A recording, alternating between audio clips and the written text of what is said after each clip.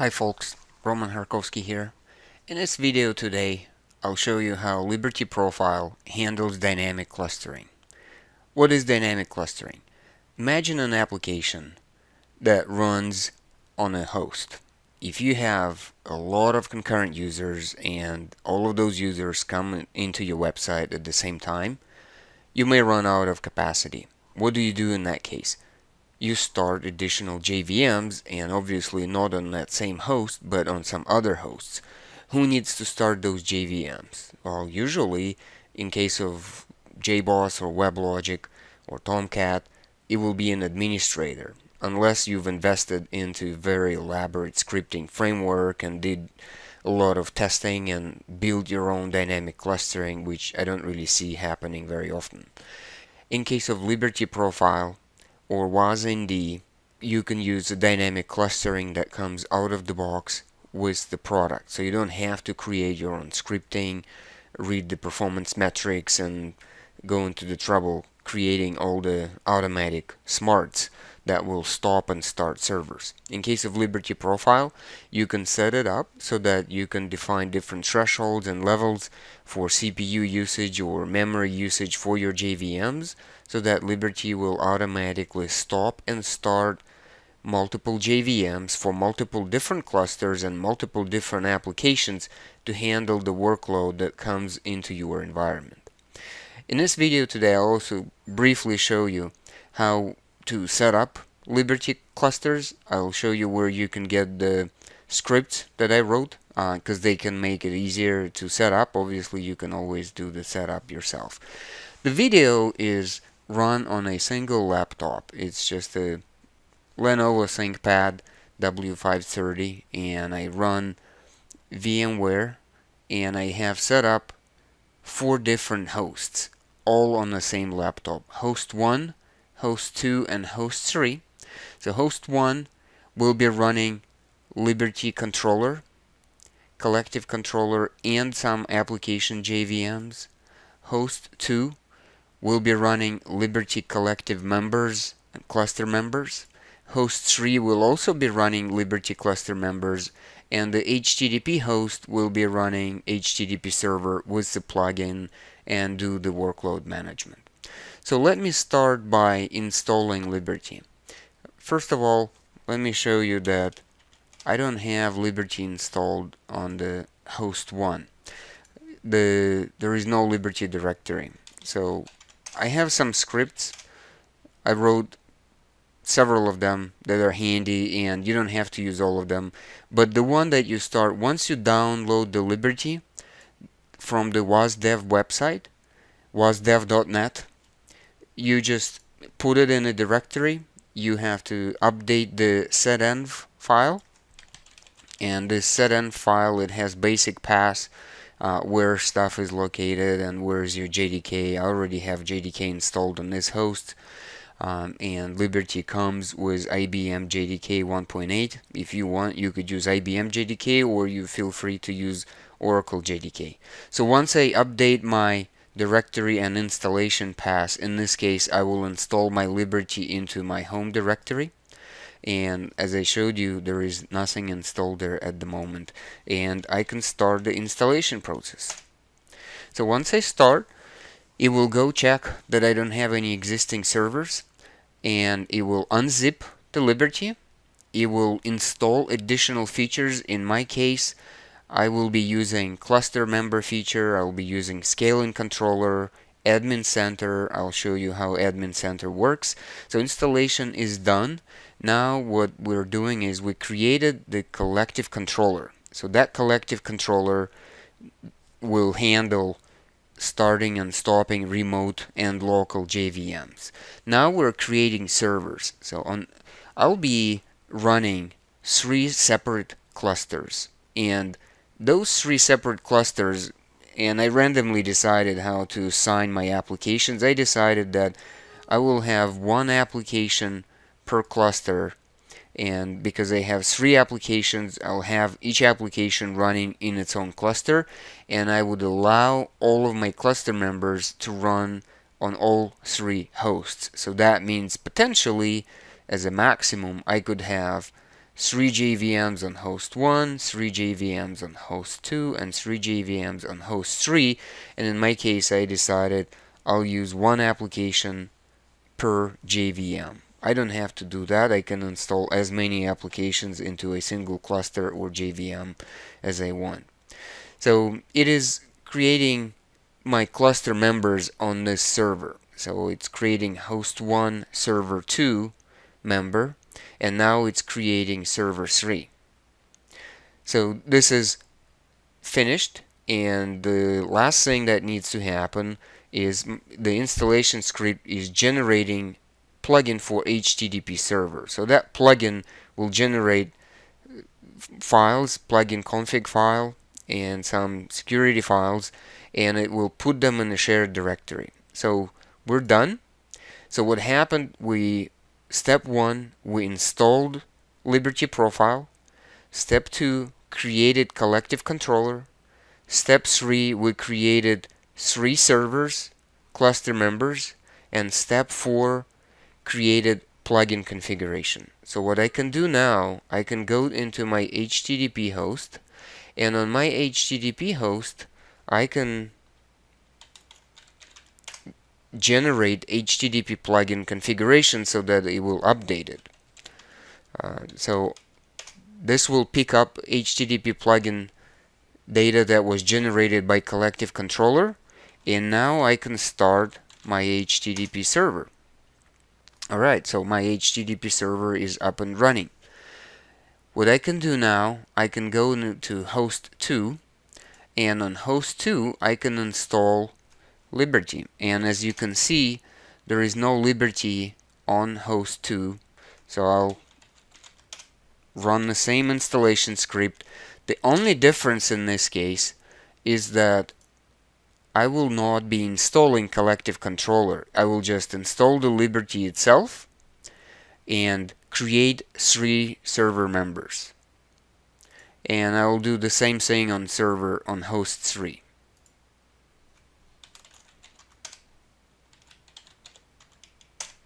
Okay, so that will install Liberty and create another 3 members definitions on host 3. So once that is done, this is doing server 2, now it's doing server 3, and it's joining my server 3 into the collective. And remember, the collective controller is running on host 1, and now it's starting my server 1. Let's see where we are on host 3. So it's adding server 3. And let's see. At this point we have just collective controller. I can manually start my servers if I want. So that will start all 3 of my servers. Collective controller is already running. Now this is starting server 1. And again, remember, all of this is running at the same time on my ThinkPad. So I have 4 VMs with Linux running. That's why they compete for the same CPU, installation, configuration, all of these steps. So it's a little bit slower than you would normally see. Usually startup of Liberty takes roughly 2 to 3 seconds. And again, they compete for CPU. Alright, so we can test if the applications work, because part of the deployment script was deploying the applications. So let me see if those applications work. So I have some bookmarks, and I'm going against HTTP host instead of host 1 or host 2, host 3. So in this case, we got redirected to host 2 for the driver license application. So these 3 different applications that I have are driver license, tax payments, and disaster response application. So I can hit F5 to refresh the screen. Now we got into the host 3, host 2, host 1. So what happens is we're being load balanced across multiple hosts. Let's see the tax payment application, host 2. And disaster response application, host 1. So let me open the Liberty admin console, because I just installed it. I need to confirm the security exception for now.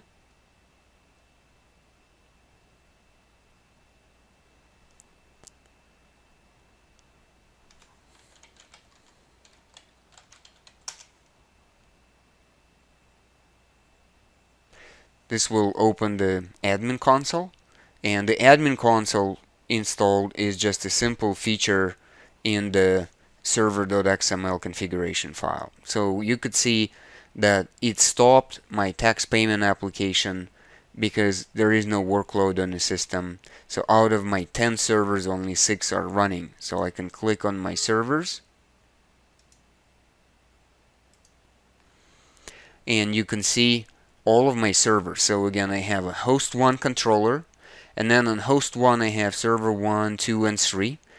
Each of them has different application: disaster response, driver's license, and tax payment. Then I have host 2, server 1, 2, 3, and then I have host 3, server 1, 2, 3. And you can see that these servers are being stopped by Liberty. Why are they being stopped? So let me explain why. Let me go into the host 1, and let me show you. I'll start a new console. Let me show you my configuration for the controller. So server XML. This is my server XML for the host controller. And what you can see, I defined scaling definitions. Scaling definitions for my clusters, and they apply, you see this statement, bind to clusters, cluster prefix star. So my clusters are, let me show you my clusters.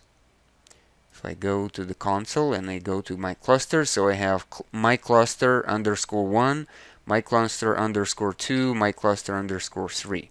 So my scaling policy applies to the cluster underscore, which is just environment variable, and then star. So that means it applies to all of my clusters. And the metric that I decided to use is CPU.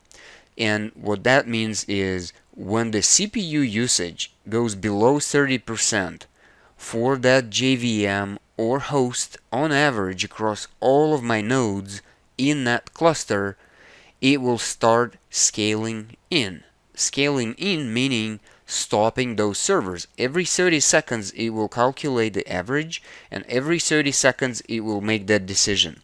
Now, if I generate a workload and on average the CPU usage on that JVM or entire host goes above 80%, then it will start scaling out, meaning starting new JVMs on other hosts. And that would be an amount of 1 instance, or I can do 1%. So that I'm pretty flexible with that.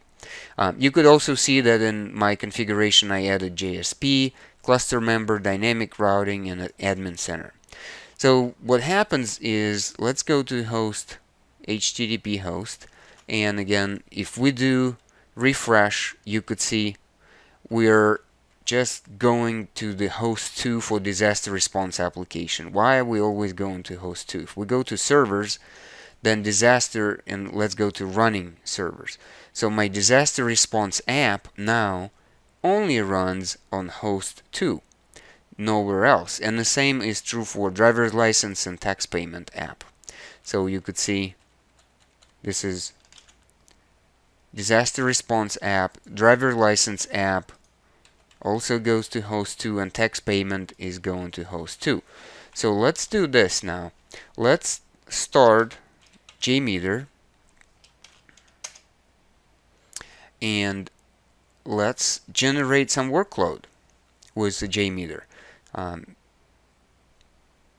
We'll pick the pre-configured configuration file that I have, and you could see I generated, first of all, it will be going against HTTP host, and then I have 150 users for every one of the thread groups, and I'll just use a different URL. In one case I'll use disaster response app, another case tax payment app, and in the third case driver's license app.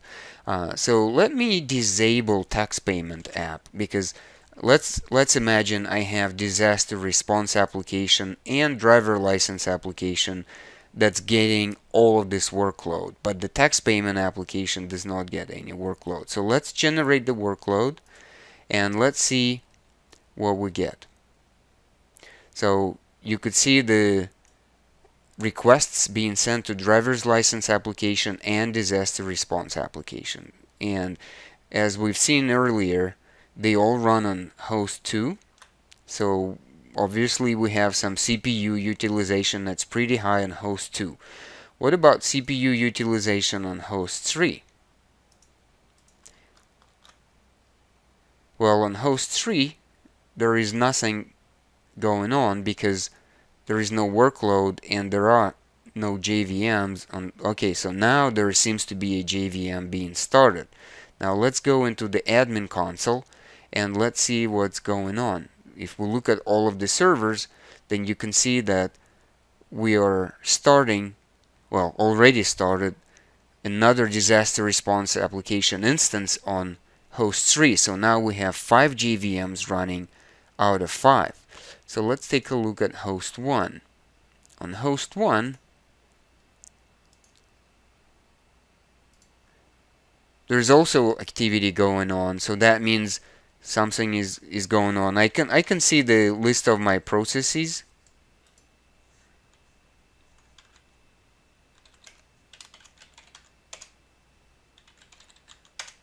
So all of the Java processes, so you can see host 1, server 1 started, or I can see that from the admin console. So now 6 servers are running. So if I go click just on running servers, I can see host 2 has 3 running servers, host 3 has disaster response, and host 1 has disaster response application. Let's see how we're doing in JMeter. So you could see all of the requests, and because we have now 3 instances of disaster response application, we are able to handle more requests with that application, and the other applications are not being utilized. So let's check. Let's just keep looking at the CPU usage. So on host 3, CPU usage is 85-89% average, so that's busy. And then host 2, we have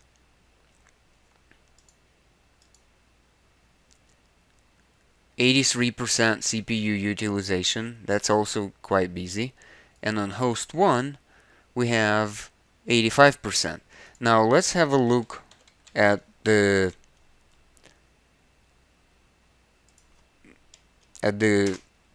message file at the log file for the collective controller, and you can see some messages. It says scaling controller cannot increase number of servers in my cluster 1 because it cannot find a host with capacity. The reason is it cannot find a host is because all of my servers are busy, and by defining the CPU metric, remember we had the 80% CPU utilization right here in that metric.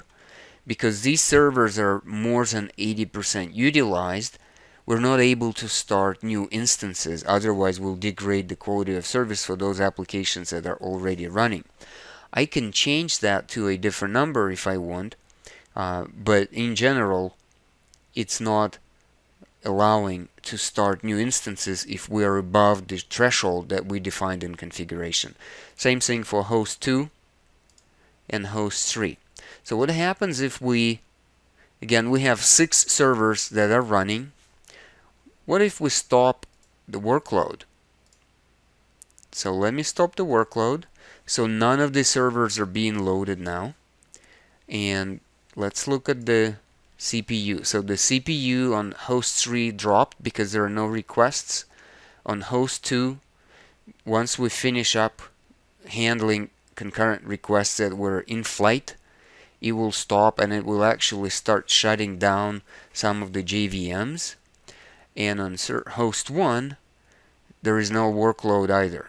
Now, because there is no workload, CPU is below, remember, that 30% threshold.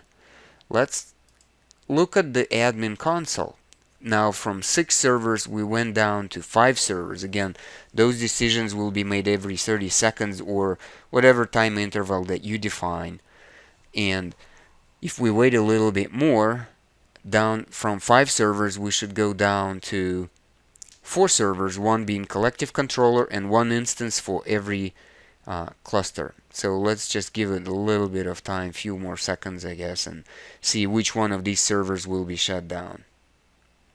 Alright, so now we're down to 2 servers, so we're back running only on host 2 and other servers are shut down. Let's go back and let's say we just enable the tax payment application, the workload on the tax payment application, and we don't start anything else. So we don't run those apps, so there are 0 requests on them, and we just run the workload on the tax payment application. In the meantime, let's see that we had driver license application, we had disaster response application, and the tax payment application. So for now we only have tax payment application running on host 2, and we still have only 4 servers running, and now we're starting tax payment application on host 3 because it was loaded. Now let's see, we have some CPU activity on host 3. Obviously we have activity on host 2 because that's where the tax payment application ran originally, and over time I expect to see CPU activity on host 1, and we already got it, and the reason we got it because it's scaled out, and you can see that it is running tax payment. It should highlight when it starts that the host 1 now has this tax payment application. So we have 3 instances of tax payment application on all of the different hosts, and if we go and check here through the load balancing, it comes from host 2, host 3, host 1, host 3, host 2, host 1, and so forth. So you could see we're being workload balanced across the servers. I can go again and I can shut it down, and if I give it 30 seconds it will start removing those JVMs because there is no workload. For instance, on host 3, you'll see once I finish up all the requests, the CPU activity will drop, and as soon as it drops below my threshold, which I defined as 30%, it will calculate average workload against all of the nodes, and it will start stopping my JVM. So you could see the workload has dropped, and if we go back to the admin console, you'll see eventually we'll go from 6 servers to 5, and then we'll go to 4. Now I have these 3 applications running, and it shows me the admin console, shows me how many instances I'm running. So for the tax payment application, it runs on 2 instances out of 3, so you could see 2 instances are running, 1 is stopped. I can see some information about my hosts, about my servers. So for instance, if I go to my server, so we're down back to host 2, I can see some activity on that server, or for that JVM specifically. It shows me the heap, loaded classes, active JVM threads on that CPU, on that JVM, and other activity. For instance, you could see, and this is our admin console that shows the activity. In the future, I'll have more charts to add here. At the moment, I only have 4 charts, but I will be able to add more charts in the future. Now, what else I can show you in the admin console? I have hosts.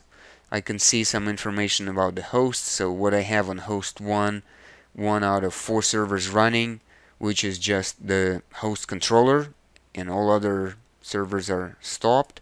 I can see the runtimes, which is the Liberty runtime. and I already showed you my applications. So that's a brief overview of the Liberty Dynamic Clustering. I'll post the article on www.websphere.com blog so you can see where you can download the scripts for installation.